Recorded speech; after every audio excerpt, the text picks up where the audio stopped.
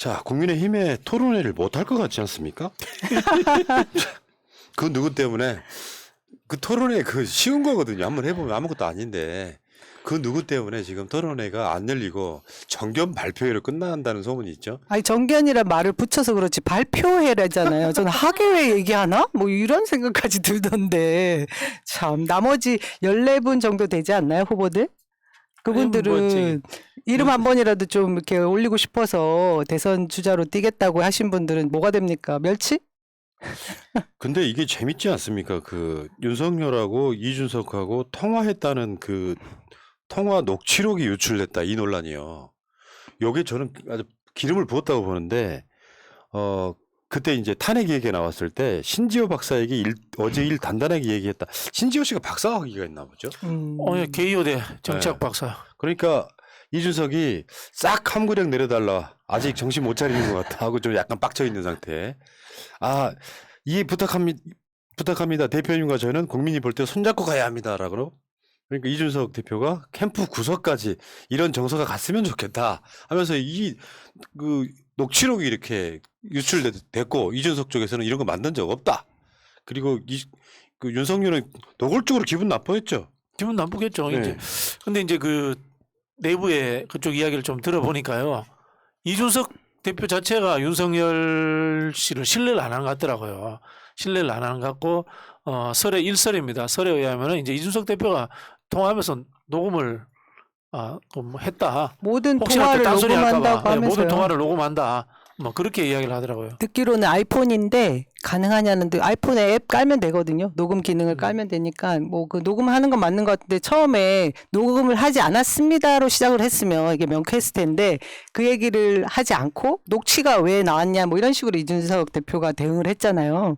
근데 저는 이 논란의 발단의 문제는 모든 통화를 녹음을 하는 이준석 대표가 이 사람이 우리가 봤던 세대 앞뒤가 교체 다르다. 뭐 윤석열 이야기가 본인 이야기와 캠프 이야기가 늘 앞뒤가 다르다라는 의심을 항상 가지고 있었답니다. 그렇기도 하고 이 정치를 하는 입장에서 보면 이 이준석 대표가 참 구태 정치를 하는 스타일이구나 하는 걸 또 한편 저는 그 느낌을 받았습니다. 근데 뭐 이 내부에서 치열하게 싸울 건 예상했던 일이잖아요. 근데 이 정도까지 갈 줄은 몰랐죠.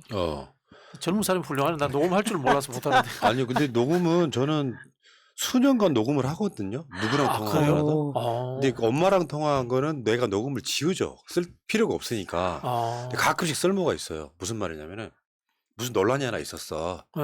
한 뭐 작년인가 논란이 하나 있었는데 내가 분명히 이러 했지 않냐고 통화한 녹음본이 있는데 네.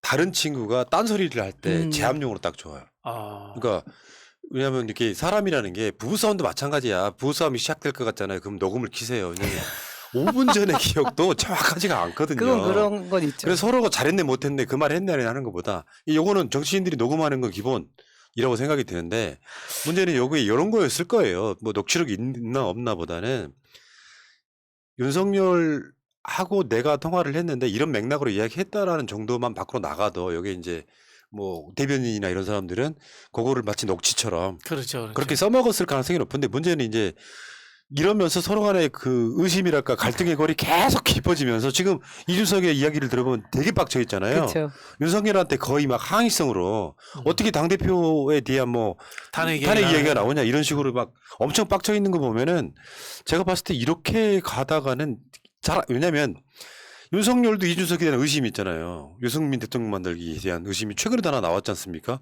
난 대통령 만들 사람이 있다니까. 유승민 뭐 이렇게 나오는 것처럼 윤석열이 대선 후보가 되면 지구를 떠나고 이런 관계에는 엄청 껄끄러울 수밖에 없어요. 그리고 이 녹취에서 보면 이제 뭐 저는 이제 그 녹음 자체가 좀 문제가 있다 했는데 뭐 그렇게 말씀하시니까 일견 이해가 되고 이것이 녹취 내용이 이제 풀어진 이후에는 그게 있는 거잖아요. 사과를 정확하게 한 적이 없는데 사과한 것처럼 바깥으로 얘기를 한 거니까 누군가는 거짓말을 한 게 맞습니다.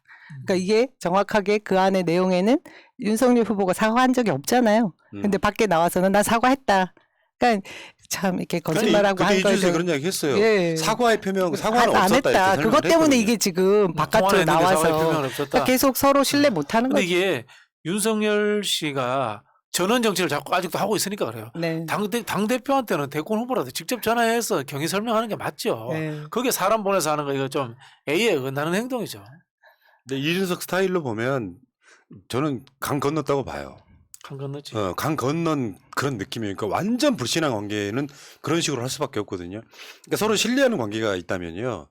전화 내용에 대해서는 그냥 요지만 이야기하고 많은 정도가 돼야 되는데 맥락이나 그 어떤 구체적인 사안들이 쭉 그렇게 들어가는 상황이라고 하면 제가 봤을 때는 이미 그냥 요단강 건넜다고 봐요. 네. 저는 이준석 대표가 고민을 많이 할 거라고 생각이 드는 게, 야, 지금 나도 나서서 때려서 윤석열 이거 주저앉혀야 돼. 아니면 현재 흐름을 그대로 당분간 지켜봐야 돼. 여기에 대해서 나 엄청나게 고민을 하고 있는 것 같아요. 고민할 수밖에 없는 상황이라는 게 들고, 그런데 또 한편으로 보면은 이준석 대표가 윤석열과 투닥투닥거리는 상황 때문에 다른 주자들 유승민이라든가 홍준표 후보라든가 이런 분들이 나서서 윤석열과 못 싸우는 그런 상황이 또 벌어진 측면도 있는 것 같아요. 그게 좀 애매한 애매한 구조죠. 상황이죠. 네.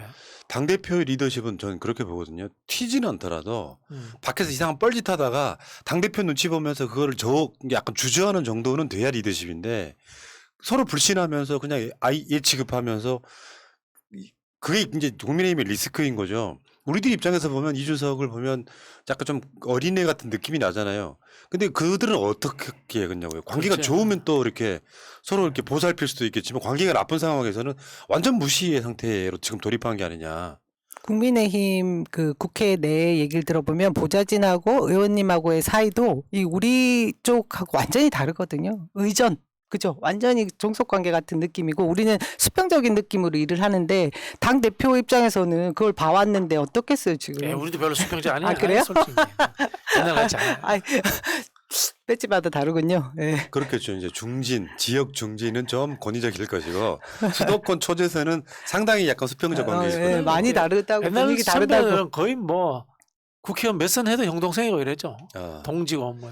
자, 여러분들 꿈과 희망을 좀 실어드릴까요?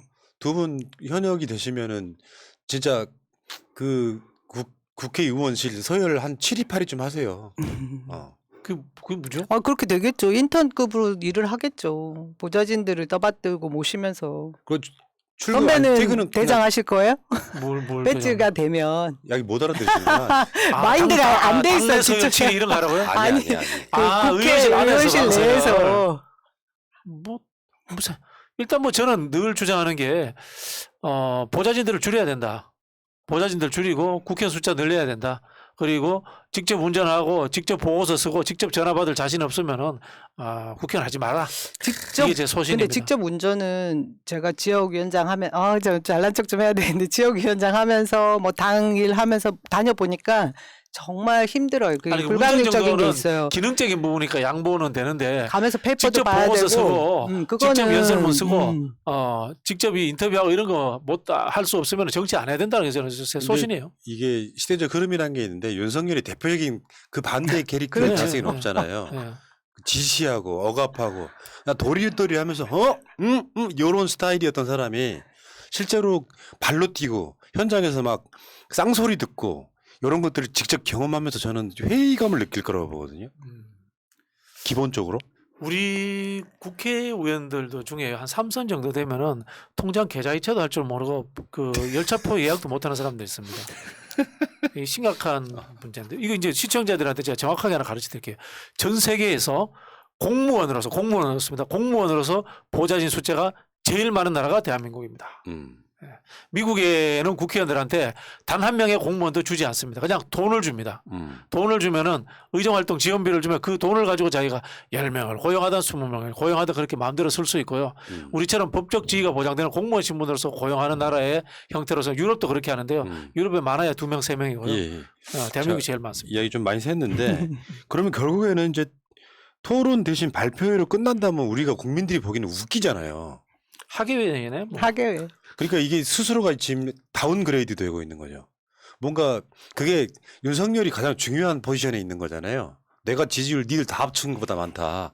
그러니까 14명 나와 있는 토론회에서 그 시간을 따져보니까 대략 7분 정도 된다고 네, 하죠. 네, 120분에 7분. 근데 7분 내가 토론하려고 나가냐 이런 것보다는 실제로 윤석열이 맞닥뜨려야 될 최고의 이 장애물이 당내 주자들과 토론해서 우위를 점하는 거지 않습니까? 근데 이 상황을 지금 피하겠다는 거잖아요. 이거는 만약에 토론회로 이게 대체가 마무리가 되면은 국민들이 보기에는 훨씬 더 비웃음거리가 많아지는 상태가 아닙니까? 뭐 요렇게 되면은 윤석열한테도 국민의힘한테도 리스크가 되는 거지 않습니까? 이러지도 저러지도 못하는 그러니까 상황. 돌파를 했어야 되는 거지. 윤석열 네. 입장에서 돌파를 했어야 되는 거지. 그럼요. 어떤 토론도 하겠다라고 나왔어야 되는데, 그러니까 이준석과의 관계 여러 이런 불편한 점들을 끌어와서 그 핑계 대가지고 토론 안 하겠다고 하는 게 얼마나 바보 같은 짓인지. 이게. 저는 윤석열 캠프의 그 참모들이 진짜 이해가 안 돼요. 지금 좋은 선수들도 많이 붙었는데 이 사람이 소통이 안 되는 건지, 사실 토론이라는 게 지난 저희 정봉주 의원님도 그 이야기 하셨는데 토론에서 승자와 패자는 없다고 얘기하거든요. 그 제가 했습니다. 아, 그러셨어요, 선배님. 네. 아, 정말 정답인 것 같아요. 왜냐하면 대답이 뭐 좀 부족해도 그걸 보고 또 지지하는 분들이 있는 거거든요. 근데 이걸 회피한 것은 정말 마이너스, 본인한테 마이너스 포인트거든요. 근데 이런 결정을 왜 했는지도 모르겠어요. 그러니까 그만큼 뭐 많이 부족한 걸 알기 때문이긴 하겠지만 이게 참모들이 그거밖에 안 되는 건지. 윤석열이 직접 하지 않았을까요? 윤석열이 윤석열이 직접- 안 받은 거겠죠? 그렇죠. 그런 것 윤석열 같아요. 후보가? 제가 보기에는. 뭐 안 해도 토론 안 해도 1등인데 뭐 힘들게 토론해 뭐 이런 생각이겠지 뭐. 그러니까 우리가 보기엔 아는 게 없어서. 그 최재형도 마찬가지. 예. 우리가 보기엔 그렇고 윤석열 입장에서 나름대로 거기 내가 섞여서 토론하는 게 무슨 의미가 있냐 이렇게 말을 하려고 하는 거겠지만 그런 태도로 대통령 뭐가 안 되는 거예요. 왜냐하면 지지율이 높은 사람일수록 낮은 자세로 뭔가 이제부터 내가 털린다는 각오를 갖고, 그리고 이재명 지사도 그랬잖아요. 컷오프 때 이거 사이다가 사라졌다 하면서 지지율이 일시적으로 떨어졌잖아요. 그 과정들을 거치면서 단단해지는 거니까. 그렇죠. 네. 그리고 나서 이제 6명 토론하기 시작하니까 이재명 지사 지지율이 오히려 올라가지 않습니까? 그 과정을 거쳐야 되는데 피하기 싫은 거죠. 쉽게 표현해서 백신도 안 맞고 1차, 2차 백신도 안 맞고 나는 그냥 면역 생겼다고 말하고 싶어 하는 그런 느낌 아닙니까? 그렇게 살아온 사람인 것 같아요. 어. 이 특수부 검사라는 자리가. 근데 그 상황에서 만약에 당대표가 홍준표나 유승민급이었다면 또 달랐을 텐데 제압했겠죠. 그렇죠. 이게 정말 그 누가 봐도 윤석열 캠프 입장에서는 아이로 보고 있는 당대표가 있다 보니까 진짜 지금부터가 이준석 리스크라고 봐요. 그 안철수가 통합 안 하겠다고 하는 것도 사실은 이준석 리스크로 출발한 거죠. 그런 사람인 걸 몰랐어? 포물줄 모르니까 그렇게 되는 거예요. 저는 그 한편으로 좀 이준석 편인데 이준석 대표가 윤석열한테 정확하게 경고를 줘야 된다고 봐요. 참여할 건지 말 건지 이런 거에 대해서 라든가 또 이 대표에 대해서 무시하는 행태, 특히 탄핵 발언 이런 거는 징계감이에요. 당 구성원이 그렇게 이야기하는 거는. 근데 내부에 재선 의원들인가요? 누가 또 그 당 대표한테 항명하는 성명을 발표하고 지금 난리 나지 않았습니까? 아, 콩가루네. 네, 그렇게 콩가루죠. 되면 향후에 있잖아요. 이준석 캐릭터를 보면 나 당대표 안 할래 뛰쳐나가 버릴 수도 있고요. 그리고 그 윤석열 캠프나 이런 분위기에 이준석 편을 안 들게 되면 예를 들면 극단적으로 윤석열이 뛰쳐나가는 수도 있는 거죠. 없다고 좀 생각하지 않는 이유가 뭐냐면 분명히 이준석을 편들고 있는 유승민이나 홍준표 등이 있단 말이에요.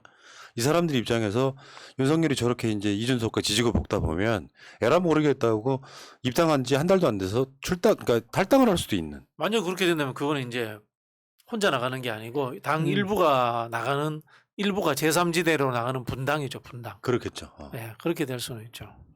그렇게 돼서 뭐 안철수하고 합쳐가지고 당권 대권 분리해가지고 안철수는 당권 먹고 윤석열은 대권 나가고 이렇게 하면서 신박한데요, 또.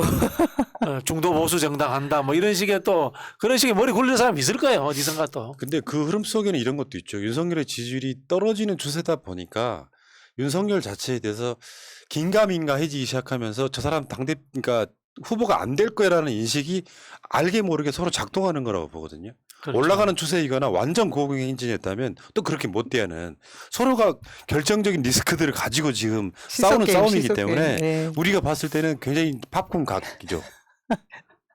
근데 저는 아무튼 지금 상황을 보면 결국에는 윤석열 후보로 갈 것 같다는 생각이 듭니다. 촉 좋은데. 그리고 결국 판은 그러면 우리 쪽은 굉장히 흥미롭고 재밌게 갈 건데 상황이 크게 변할 수는 없을 것이라는 생각이 많이 들어요. 그 하여튼 저도 요즘 이런 갈등 관계들을 보면서 이준석이 나서서 윤석열을 치지 않고 그다음에 본격적으로 윤석열을 때리지 않는 것을 보면 내부에서 때리는 거 보면은 김종인 비대위원장이 뒤에서 조율을 하고 있구나라는 느낌이 들고 그 조율의 핵심은 윤석열이 무너져서 홍준표가 올라오는 상황은 더 나쁜 상황이다라고 가정을 하고 있는 것 같아요 이분들이. 저는 윤석열 완전 못한다고 봐요. 정반대로. 그냥 홍준표로 간다고 봐요. 현실적으로 봤을 때 그게 더 그러니까 예를 들면 본선 경쟁력이 있다. 윤석열이 지금은 더 지지율이 높지만 이 보여준 컨텐츠 하나하나가 비유감도가 엄청 높아졌잖아요. 그러니까 확장성이 떨어지는 상태에서 이 사람이 후보가 돼도 예를 들면 저번에 그 여론조사 분석을 정밀하게 해보니까 이재명이 민주당의 대선 후보가 됐을 때 가장 경쟁력이 굉장히 세요. 거기 윤석열하고 붙여놓으면 무조건 이기는 싸움이거든요. 그러면 저쪽에 보수 진영의 사람들이 아 윤석열 아닌가 벼라고 돌아설 날이 분명히 온다고 봅니다. 그때는 지지율 거침없이 무너지는데 오히려 홍준표가 훨씬 더 안정감 있고요. 컨텐츠 더 좋아요. 그야 뭐 홍준표 컨텐츠야 말할 필요가 없죠. 이제 다만 지난 선거에서 이제 겨우 2등에 따르는 측면에서 그리고 좀 이 흔히 하는 이 설화 문제나 이런 것들을 상쇄할 수 있는 뉴 홍준표 플랜을 만들어야 돼요. 그리고 지금도 홍준표 대표가 끊임없이 자기 메시지를 내는데 언론에 지금 잘 안 네. 받아주고 있는 상황이랍니다. 이제 그거를 넘을 수 있는 자기 기획력이 지금 필요한 시기인 것 같아요. 그러니까 안철수는 내가 봤을 때 지난 대선처럼 선전할 가능성은 없어 보이고 나온다고 해도 그러면 결국에는 양자 대결이거든요. 네. 사실상. 예. 그러면 홍준표가 나오든 뭐 이재명이 나오든 이낙연이 나오든 결국에는 접전일 수밖에 없는 진짜로 제대로 된 진검승부하는 바로 그런 선거란 말이에요. 그런 선거에서는 내가 봤을 때 그런 식으로 저쪽도 내피시로 할 가능성이 높죠. 윤석열이 나오나 홍준표가 나오나 어차피 접전인 소위 말하면 49대 51 싸움일 거다라고 인식하는 그 흐름이 일반화되면 홍준표가 나오는 건 별 문제가 없어지는 거죠. 홍준표가 그때 20% 좀 넘었던 이유가 안철수 때문이라고 생각할 거 아니에요. 저쪽에서는. 그렇죠. 안철수 없었으면 훨씬 더 남았죠. 나왔겠죠. 예. 예. 그러니까 그런 식으로 이제 점점점 왜 윤석열을 보면서 저 포도는 신포도일 거라고 자신들 생각을 바꾸는 과정이 저는 있다고 보는 거예요. 이제 현재 국민의힘 내부에서 유승민에 대한 기대치가 아직도 있는 거잖아요. 유승민이 될 수도 있다. 또는 뭐 극단적으로 플랜 B로서 오세훈을 끌어올 수도 있다라는 생각을 갖고 있으니까 홍준표에 대한 주목도가 떨어져 있는 상황인 건데 이 유승민이라든가 오세훈 카드가 접는 상황이 된다면은 저는 윤석열의 대체제로서 홍준표를 주목하는 상황이 곧 올 것이다. 뭐 그런 생각이 들어요. 그러니까 최근 어떤 여론조사 보니까 홍준표하고 윤석열이 그 보수 후보 적합도에서 굉장히 좁혀놨어요. 이렇게 되면 탄력 받죠. 많이 올라갔던데 홍준표 후보가. 근데 저기 홍준표 의원님 그 진보 이 유튜버에 한 번씩 출연하시고 그렇게 한번 하세요. 한번 모셔볼까요? 재밌을 것 같아요. 그렇지 않아도 홍준표 씨가 이제 다음 방송의 주제이기도 한데 윤석열 장모 이야기를 꺼냈습니다. 예, 예. 이렇게 된 거 이게 당신 책임이 없다고 토론회 때 봅시다 이렇게 이야기를 했는데 이때부터 이제 전쟁 상태에 완전 돌입하는 거죠. 자, 아무튼 국민의힘 보고 있으니까 이게 어떤 흐름이 중요한 거냐면은 그 이명박하고 정동영 후보가 싸웠을 때 어떤 특정 시점이 되면서 우리 쪽 진영이 무너져 버렸거든요. 무너졌죠. 별로 안 찍고 싶다. 이명박이 되겠네. 그런 상황으로 저는 몰고 가는 흐름을 만들어야 된다고 생각해요. 윤석열은 까보니까 그 포장지만 과려했던 거고 그러다 보니까 결국 대안이라고 있는 게 홍준표 정도 이런 느낌. 물론 여기 이제 뭐 오세훈 변수가 있다고는 합니다만 나는 오세훈 나와도 만약 이재명 후보를 상대로 했을 때는 이기기 힘들다고 봐요. 그 디테일이나 이런 게. 그럼에도 불구하고 오세훈이 제일 만만찮아요.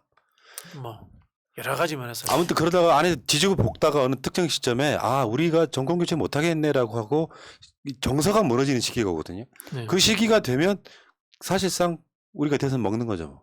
지금 저는 이제 이번에 이재명 지사가 경기도에 재난지원금 준 사안들에 대해서 뭐 정책적으로 뭐 저는 찬성하는 입장입니다만은 정책적인 부분을 떠나서 전략적인 본선용이거든요. 본선용이 뭔가 하면은 기존의 우리 문법이라는 게 수도권에서 51대 49를 억지로 이기는 거잖아요. 근데 이 경기도에 재난지원금을 던지는 거는 본선에서 경기도에서 60% 먹겠다는 뜻이야. 60% 먹겠다는 뜻이거든요. 그런 측면에서 굉장히 수도권에서 압승할 수 있는 그러네요. 하나의 이 전략적인 메시지를 던져놓은 거거든요. 가장 인구가 많은 곳이니까. 그렇죠. 네. 저는 이제 제가 그 윤석열 후보가 끝까지 국민의힘 후보로 남을 것이라고 생각하는 이유 중에 하나가 이준석 대표의 이 그러니까 실수라고 볼 수 있는 부분이 너무 빨리 오세훈 쪽으로 몰아서 가고 싶은 행동을 빨리 옮긴 것 같아요. 그리고 오세훈 후보는 뭐 준비하고 싶어서 안심소득부터 얘기를 했고 지금 서울시정에는 그다지 큰 관심이 있어 보이지 않는 게 벌써 드러났어요. 전략이라는 게 바깥으로 표출이 되는 순간 전략일 수 없거든요. 근데 지금 그 상황들이 벌어지고 있기 때문에 우리가 죽도록 떠들고 있잖아요. 지금. 그 서동현처럼 근데 하고 있기도 아니, 하고 그게 좀 오세훈 카드가 힘들다고 보는 게요. 당내 경선이라는 과정을 거치잖아요. 근데 오세훈이 특정 시점에 후보 등록을 안 한 상태에서 국민의힘 후보로 출마가 나오기 힘들죠. 가능하냐를 한번 생각을 그렇죠. 해봐야 그게 돼요. 쉽지 그렇죠. 않죠. 예. 12월 8일 날이 그 사퇴일이잖아요.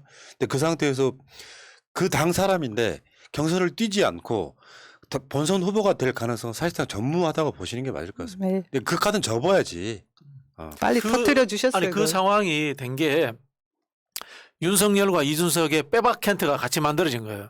자 윤석열을 이준석 입장에서 이준석 저기 비대위원장 김종인 입장에서 빨리 아웃시키자라니 전선이 해체되면서 고만고만한 꼬마들 후보들만 있는 상황이 돼버리는 거예요. 완전 질이 멸렬한 상황이 된 거예요. 근데 또 반대쪽 입장에서 이준석을 쳐내자니 청년층의 지지라든가 국민의힘이 혁신한 느낌이라든가 이런 것들 자체를 완전 버려야 되는 상황이기 때문에 둘 다 어쩌지도 못하고 이렇게 힘의 이 거미들. 균형감 상태에서 서로가 서로 이제 쥐어뜯고 싸우고 있는 이 상태가 계속 쭉 가는 것 같아요. 이거 다이나믹이 아니에요. 예를 들어 다이나믹이 되려면 윤석열이 좋은 콘텐츠를 갖고 나머지 후보들이 다른 콘텐츠를 갖고 그렇게 싸워주는 모습이었으면 훨씬 좋았을 텐데 그렇죠. 일단 머리가 비어있는 게 그냥 드러나지 않습니까? 이런 상태에서는 사실 1위 후보의 대세론이 만들어지는 게 아니라 조금만 더 때리면 지지율 떨어지겠다라고 하는 내부적 구조가 지금 만들어진 상태에서 당대표까지 이제 불신하는 상황이 되면 윤석열은 저는 중도 낙마의 가능성이 높아진다고 보는 게 성격이 있잖아요. 왜 내가 대통령이 못 되더라도 니들 안 되게 할 수 있어. 요 상태까지 갈 수 있다는 거죠. 근데 이 상황이 흥미진진. 예를 들자면 이런 것 같아요. 영화 1917의 그 참호전에서 계속 서로 죽어가고 있는 거야. 앞으로 이제 전쟁이 잘 될 일은 없는데 양쪽에서 이준석하고 윤석열하고 서로 죽어가고 있는 상황, 이런 상황으로 보시는 것 같아요. 그러니까 이거 중요하게 생각해야 돼요. 민주당은 문 대통령이 소위 말하면 정치를 잘했어요. 언론들이 아무리 떠들어봐야 결정적으로 경제 잘했잖아요. 다른 얘기 안 할게요. 방역 이런 건 떠나서 그 경제를 잘한 대통령이 지지율이 뭐 오르락내리락 하고 있긴 합니다만 40% 중반 뭐 이상 치고 올라가는 그런 상황이다 보면 이 상황에서 정권 교체를 안 당할 확실한 포스트가 딱 서 있잖아요. 이재명? 그러니까 저쪽은 더 힘들어지기 시작하는 거예요. 정권 교체 여론이 하나 믿고 있는 거잖아요. 정권 교체 여론이 정권 연장 여론보다 높다는 거 하나 믿고 저러는 건데 다시 말씀드리지만 이명박 때도 정권 교체 여론이 60%가 넘었습니다. 절대 안 되는 부분이 있다고. 자, 어쨌건 윤석열 씨가 지금 사실상 고사되고 있는 현장을 여러분께서는 보고 계십니다. 여기까지 하겠습니다.